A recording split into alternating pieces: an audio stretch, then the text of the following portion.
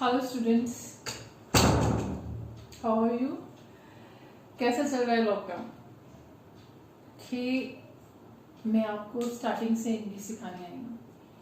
Actually जिन लोगों को English से फोबिया है, डरने की ज़रूरत नहीं है। इंग्लिश बहुत ही फ्लेक्सिबल लैंग्वेज है, सच कह रही हूँ। इवन हमारी हिंदी और पंजाबी टफ है। चलो हम स्टार्टिंग से सीखते हैं, ठीक है? मेरे को आपकी 4 चीज़ें चाहिए। एक रजिस्टर, एक आपका पेन, एक आपका फ़ोन और उस पर इंटरनेट मेरी वीडियो। तो आपको इंग्लिश पक्का आएगी डेफिनेटली। मेरे सेंटर में ऐसे स्टूडेंट्स नहीं आए हैं, frankly speaking, I am sorry to say, in Punjab कई चीटिंग करके पास हो जाते हैं और बाद में उनको पता चलता है कि हाँ काश हमने पढ़ लिया होता, है ना?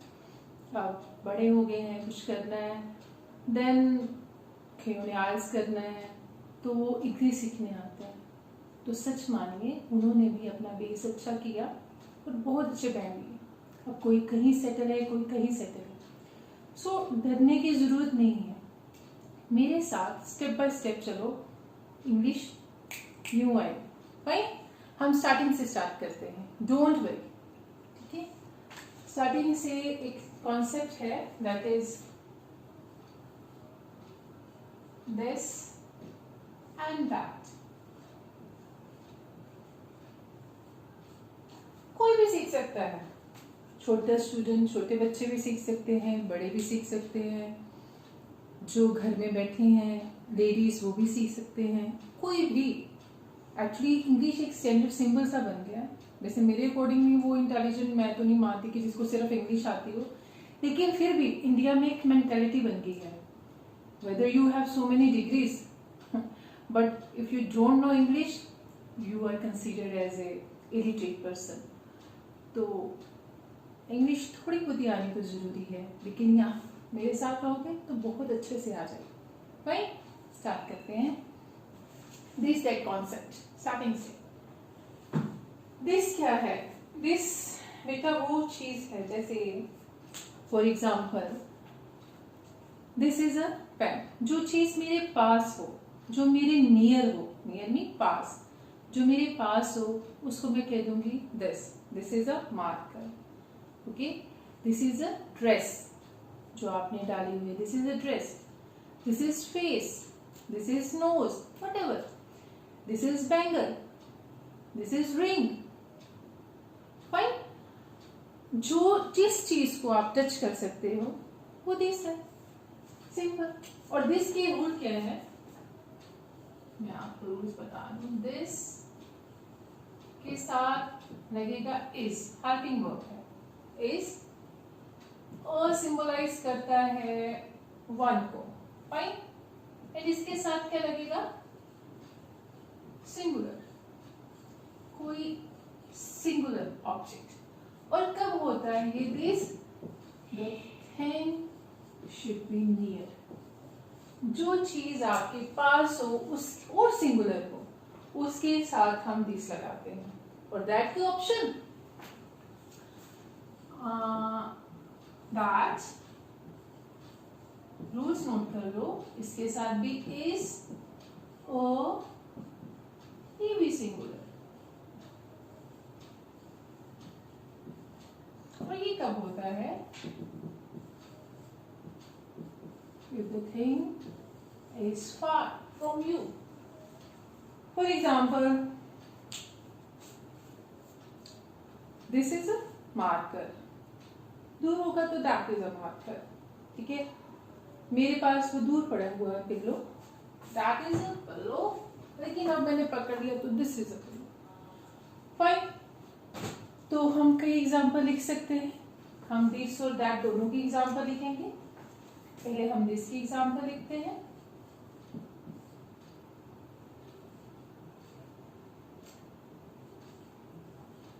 This is a marker,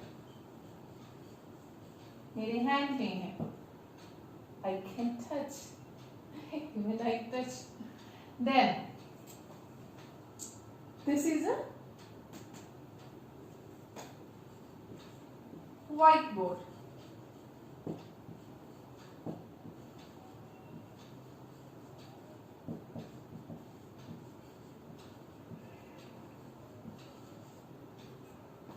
Okay, and this is a hand, dress, face, forehead, कुछ भी लिख सकते। ये मैंने दिस की। अब हम दैट की भी लिख रहे हैं। फाइन, इधर हम दैट की लिख लेते हैं।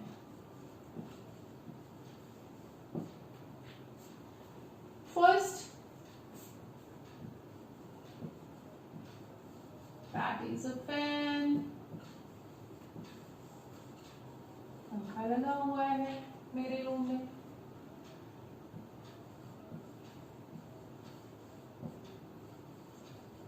That is an AC.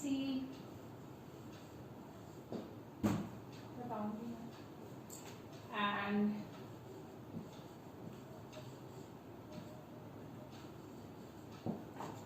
that is a door. अभी इस एन के लिए कंफ्यूज नहीं होना, इसकी नेक्स्ट वीडियो आएगी, ठीक है। चलो इसको मैं कैंसिल कर देती हूँ, दैट इज अ विंडो कर देती हूँ। अभी हम एन पे नहीं आते हैं। That is a window.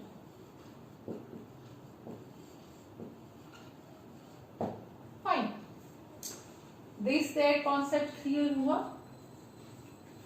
Simple thing है this, the thing I can touch, that which is difficult to touch should be far away from me. वो मेरे से दूर होनी चाहिए, तो मैं उसको that बोलूँगी।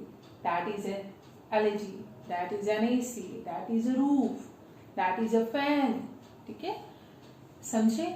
Very easy। अगर इसमें कोई प्रॉब्लम आ रही है तो आप मेरी कमेंट सेक्शन में जाके मेरे को बता सकते हो, मैम ये कॉन्सेप्ट समझ नहीं आया, ठीक है। मेरे पास असाइनमेंट्स भी हैं, ट्रांसलेशन भी। हाँ, एक और बात बता रहा हूँ, दिस को हिंदी में कहते हैं ये, वह, आपकी मदर टंग पंजाबी में ए ओ है ना, तो अगर इस लगा हुआ है तो सिंपल है, नोट, ऊपर हिंदी है नहीं है, इसके सिंगुलर के लिए था भी हो सकता है, जैसे दैट वाज कुछ में बोल दो, लेकिन अभी सिंपल हम सीख रहे हैं। यहाँ पर भी है, ये मार्कर है, दिस इज अ मार्कर, ये व्हाइट बोर्ड है, this is a white board, ये हाथ है, दिस इज हैंड, वो पंखा है, वो ठीक है, वो खिड़की है, वो दरवाजा है। Fine, clear. अब हम दूसरा कॉन्सेप्ट समझते हैं, दैट इज, अभी बताती हूँ, अभी नहीं, ये रब कर,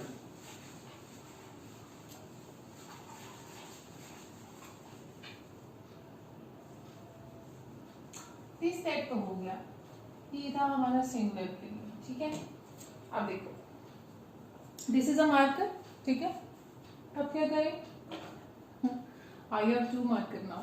अब मेरे पास दो मार्कर हैं, तो मैं कहूँ this is a marker, this is a marker, no, इन दोनों को मिलाओ, क्या बोलूंगी मैं, these are markers.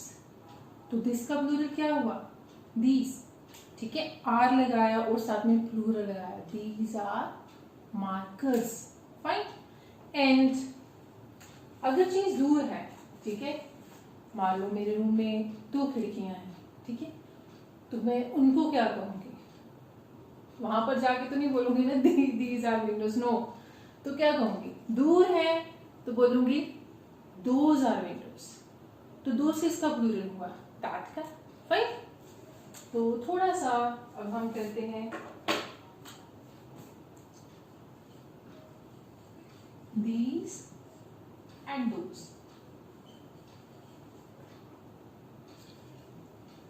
Fine, these के साथ क्या लगेगा, आर, और क्या होगा ये प्लूरल, थिंग क्या होंगी आपकी, कब लगाएंगे, if the things are near, things चीजें जो आपके पास होंगी तब हम लगाएंगे दीज, और जो चीजें दूर हैं उनके साथ मैं दोज लगाऊंगी, और दोज भी किसके साथ लगेगा, प्लूरल के साथ। कब लगेगा, when the things are far, जब जो चीजें क्या होंगी, दूर होंगी। फाइन। इसके आप देखो एक छोटी सी एग्जांपल, दिस का प्लूरल क्या था, यहां पर हम सिंगुलर और प्लूरल, दिस का प्लूरल क्या आ गया, दीज, दैट का प्लूरल क्या आ गया, दोज। वहां पर हम इस लगाते थे, याद है मैंने क्या लिखा था, this plus is plus a plus singular. अब हमने क्या लगाना है, यहाँ पर हमने इस तो लगाना है, अब इसका प्लूरल क्या है, आर, लेकिन यहाँ हमने आर अ लगाना है, यहाँ पर कुछ नहीं लगाना है। फाइन, यहाँ पर मैंने कुछ नहीं लगाना है, यहाँ पर मेरा सिंगुलर ऑब्जेक्ट आएगा और वहां पर मेरा प्लूरल ऑब्जेक्ट आएगा। फाइन, क्लियर हुआ, this that these those. Fine, अब यहाँ पर आइए दोबारा, अब हम दीज के एग्जाम्पल्स लिखते हैं। दीज के एग्जाम्पल्स क्या होंगे, सोचो, आप भी अपने रूम में बैठे हुए हैं, दीज की एग्जाम्पल क्या होंगी, these are hand, these are arms, ठीक है, these are eyes, fine, these are markers, these are, मेरे तो कर्टन्स भी हैं यहाँ पर, दीज आर कर्टन्स, सिंगल, ये दोनों को भी पकड़ के बता सकते हो, दीज आर कर्टन्स। तो आप भी देख लो अपने रूम में, ठीक है, हम लिखते हैं these are markers,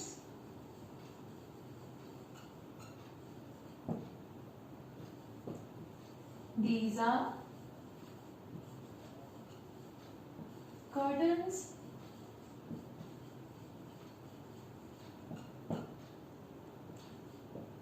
these are eyes। इन सबको मैं टच कर सकती हूँ, तो मैंने और प्लूरल है, मैंने इनको दीज की कैटेगरी में डाल दी। अब ना व्हाट अबाउट दोस, दोस, मेरे रूम में तो 2 फैन हैं, तो मैं क्या लिख रही हूँ, those are fans, those are windows,